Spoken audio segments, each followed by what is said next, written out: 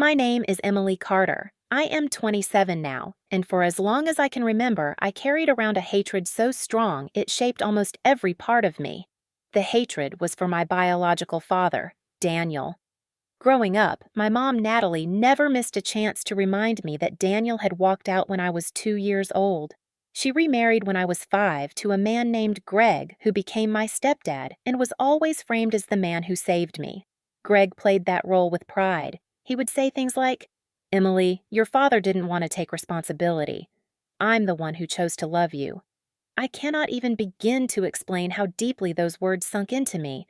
When I was little and wanted someone to blame for why I did not have the kind of family my friends had, Daniel was the easy target. I created an image of him as a selfish coward, someone who chose freedom over me. By middle school, my anger had become almost a personality trait. I would sit on the bleachers after soccer games, watching my teammates run into their father's arms, and tell myself over and over, mine didn't want me. Greg would pat my shoulder and add fuel to the fire, telling me, "That's why you've got me." My mom reinforced it every step of the way, saying, "Your real father made his choices, but Greg stepped up." Daniel was turned into a ghost, a shadow who did not deserve my thoughts, except for when I needed a villain. Greg and my mom controlled the narrative financially, too. Greg worked in logistics, pulling in around $70,000 a year, while Mom worked part-time at a boutique. Greg never missed a chance to remind me of the money he claimed he poured into me. When he bought me a used Honda Civic at 17, he said, "Your dad never sent a dime. I am the reason you can get to school and work." When he helped with a few of my college books, he would mutter, "At least one man in your life isn't a failure." It was always a comparison, always a reminder of how I was supposed to see him as a savior. I believed it for years.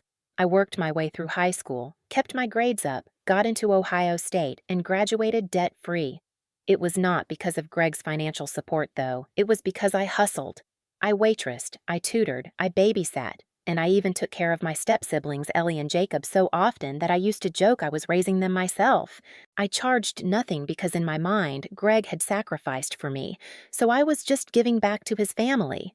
That is how deep the manipulation went. Then everything shifted last year. I was 26 and running into the grocery store when I spotted Mrs. Holloway, an older neighbor who had known my mom since before I was born. We made small talk, and then she asked me casually, "Do you ever see your dad?" I remember how devastated he was when Natalie would not let him come around. My world froze. My first thought was that I misheard her. I asked what she meant. She looked surprised and said, "Honey, your dad adored you. He fought for custody. He sent cards every birthday until they got returned unopened." I went home that night shaking. I confronted my mom, who instantly brushed it off, saying, "That woman doesn't know what she's talking about." But something in her eyes gave her away. I pressed her, asked if she had hidden things from me, and she deflected with anger, saying I was being ungrateful. The doubt was planted, though, and I could not let it go. I started digging. One night, while helping Mom pull out Christmas decorations from the attic, I found a box shoved so far back it looked intentionally hidden. Inside were letters, dozens of them, all addressed to me in Daniel's handwriting. Some had small checks tucked inside. One from when I was 10 had a note that said, "For Emily's school trip. Please let her know I am thinking of her." None of the checks were ever cashed. Not a single card had been given to me.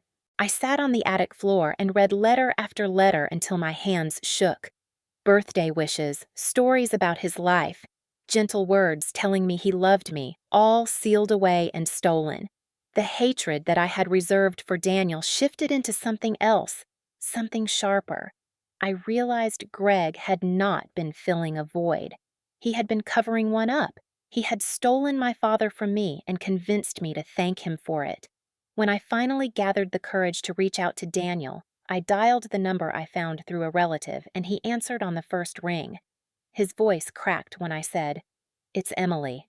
For a moment there was silence, and then he cried. He told me everything: how Mom had threatened to move out of state if he pursued custody, how Greg had warned him to back off or he would never see me again, how he sent cards and money until every envelope came back unopened and he finally gave up. He admitted he had remarried and had 2 kids, but that he always carried my photo in his wallet. He said he had been waiting for the day I might call. We met in person for the first time in 24 years. When he walked into the cafe, he froze like he could not believe I was real. Then he cried like a child. I did too. We spent hours talking. He showed me the photo of me as a toddler that he still carried. He apologized over and over for not being there, even though now I know he tried. The man I had been taught to hate turned out to be the one person who had wanted me all along. The fallout at home has been brutal. My relationship with Greg is scorched earth. I do not babysit his kids anymore. I do not call him dad, and every time he tries to guilt me, I shut it down. Mom tells me constantly, "Greg raised you. You owe him everything." But I finally see through the manipulation. What I owe is not gratitude for lies. What I owe is not silence while they rewrite my story. What I owe is the truth, and I'm done protecting them from it.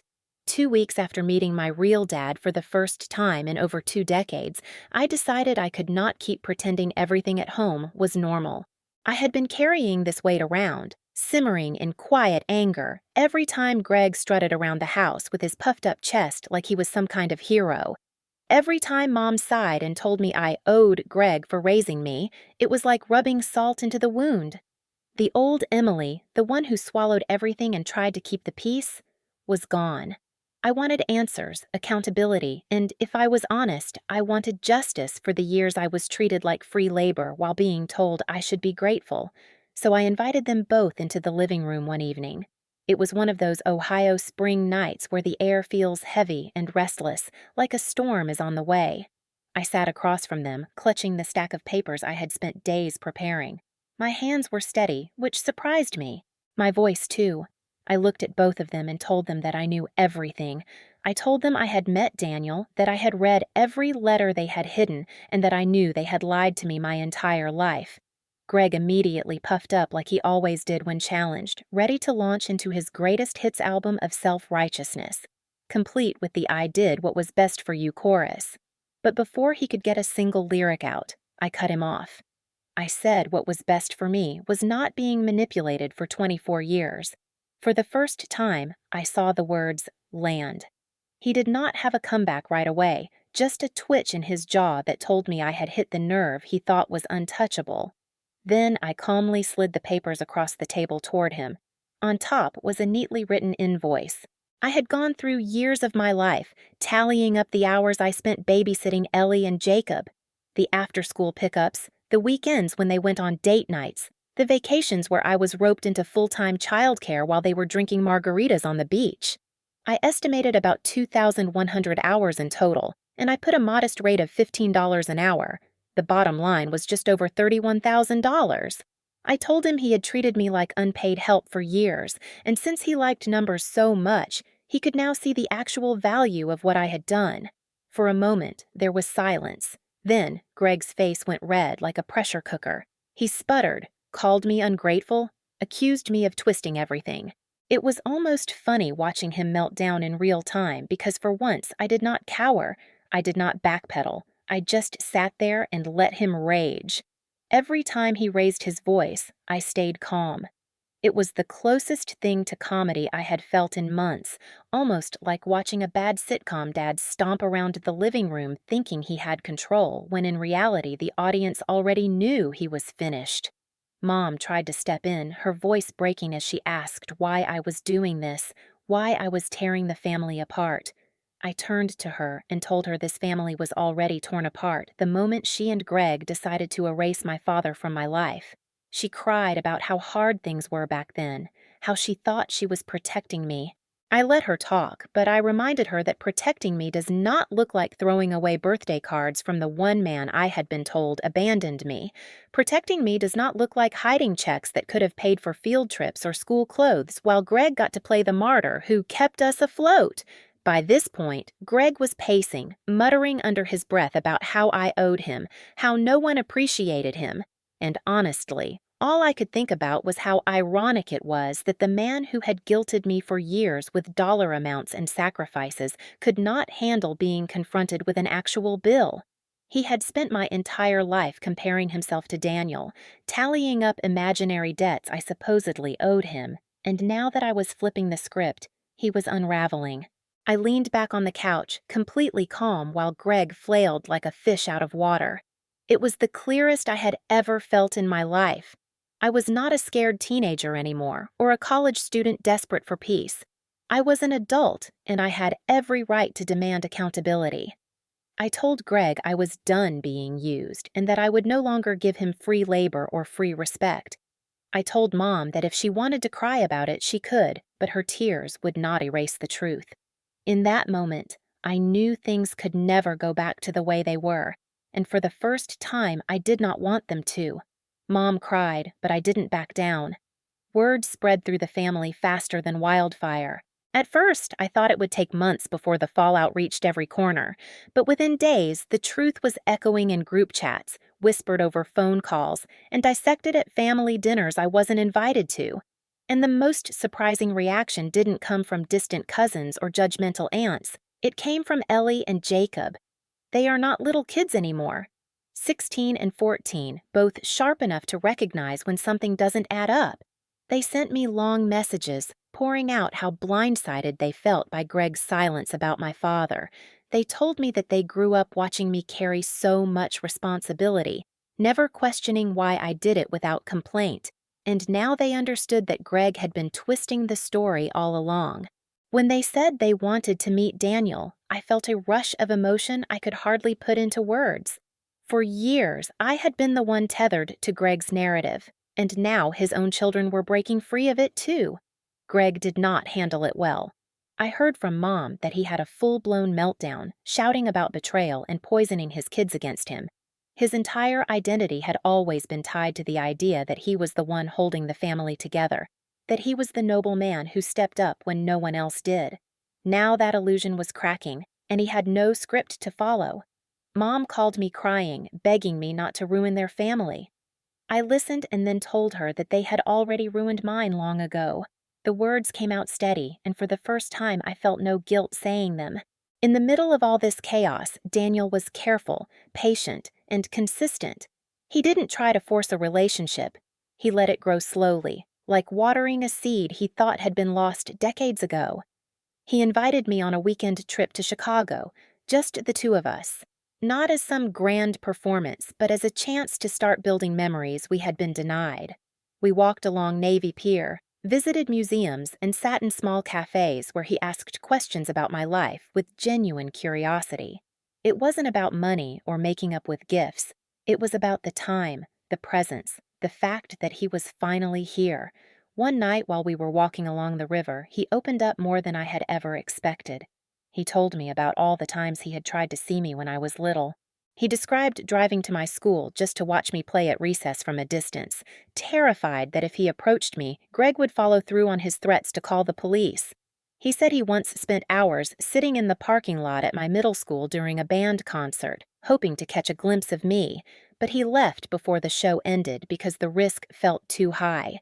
He admitted he sent every letter with hope and dread, wondering if it would ever reach me, knowing deep down they would likely be thrown away.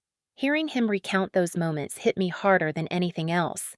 It painted a picture of a man who never stopped trying, even when he was locked out by walls built from lies. Back at the hotel, he handed me a small box. Inside was a bracelet with my birthstone. He said he had bought it years ago, planning to give it to me when I turned 18, but it had stayed hidden in a drawer all this time because he never got the chance. He fastened it around my wrist and told me he was just glad he still could. My throat tightened as I looked at him, realizing how much time had been stolen, but also realizing that this moment was proof that not all was lost. For the first time in my life, I wasn't defined by the absence Greg forced on me. I wasn't the daughter abandoned, I was the daughter found again. No matter how much Greg raged, no matter how many tears Mom shed to try and guilt me, I finally had my truth, and it was solid. I'm just glad I can see my father. This past month felt like the turning point I had been working toward ever since I opened that dusty box of letters in the attic. For years, I lived in a house that never truly felt like mine, walking on eggshells around Greg's inflated ego and my mom's constant guilt trips. But now, at 27, I finally made the choice that terrified me and freed me at the same time. I packed my things, signed a lease on my own small apartment, and moved out of my mom's house completely. For the first time in my life, I cut every tie that bound me financially and emotionally to Greg. No more babysitting his kids for free. No more sitting at his dinner table pretending his twisted version of history was the truth. No more debt of gratitude I never owed in the first place. The first night in my new apartment, it was quiet in a way that almost hurt. I lay on a mattress with boxes still stacked around me, realizing I had never actually lived anywhere without Greg's shadow looming. It was overwhelming, and I won't sugarcoat it. My chest ached, my hands shook, and I had to remind myself that the emptiness was not abandonment, it was freedom. That realization was powerful enough that I called the therapist I had been thinking about for weeks. I started therapy that same week, determined to untangle years of misplaced anger, grief, and confusion. I owed it to myself to finally separate who I was from the lies I had been fed. Through all of this, Daniel has been there. He doesn't smother me or try to push me into some picture-perfect father-daughter role. He just shows up. He listens when I vent about nightmares of my childhood. He reminds me that none of what happened was my fault, and he gives me space when I need it. The irony is not lost on me that the man I had been taught to despise is the one giving me the kind of steady presence I never got growing up. Last weekend, I went to his house, and his wife Linda greeted me at the door. She hugged me in this warm, unguarded way that caught me off guard. She told me that they had always hoped I would come back into his life, that she knew how much he carried the weight of losing me. There was no bitterness in her voice, no resentment about me resurfacing after all these years, only relief. I met my half-siblings again, and this time it was not awkward or strained. We played board games, laughed over pizza, and it felt startlingly normal. I realized in those moments that I had found something I never thought I would. A family that felt whole, even if it came to me 20 years late. Of course, there was a part of me that still wanted revenge. I won't lie about that. I fantasized about destroying Greg legally, about suing him for emotional damages, dragging him through court, or exposing him to everyone he worked with in logistics. I imagined his coworkers finding out that the man who strutted around as a model father had actually built his life on manipulation and lies. I pictured the shame on his face, the unraveling of his reputation. But when I sat with those thoughts long enough, I realized something important. Revenge was not what I needed. Greg thrived on control, and if I poured my energy into destroying him, I would still be giving him control over my life. The best revenge turned out to be simpler and so much sweeter. The best revenge was living the life he tried so hard to steal from me. By reconnecting with Daniel, by rebuilding the identity that Greg tried to smother, I had already taken back everything he thought he had erased. He and my mom are now left with their lies, with the crumbling facade they built around me. They will never regain my trust, and that is a consequence far worse than any courtroom drama. Trust is not something you can buy back with apologies or excuses. It is gone forever, and they know it. For the first time in 27 years, I do not feel like the abandoned daughter of a man who walked away. I feel like the chosen daughter of a man who fought for me every step of the way, even when he was cut off. I feel like someone who stepped out of a cage I did not realize I was in. I feel whole, and that is something Greg and my mom can never take from me again. For the first time in my life, I don't feel abandoned. I feel chosen. Thank you so much for sticking with me through this entire story. I know it's been a long, emotional ride, and your support means the world. If you connected with this journey, please take a second to hit that like button, drop a comment down below with your thoughts, and subscribe so you don't miss the next story. Every like, every comment, every subscription really helps keep this channel going, and I'm so grateful to have you here.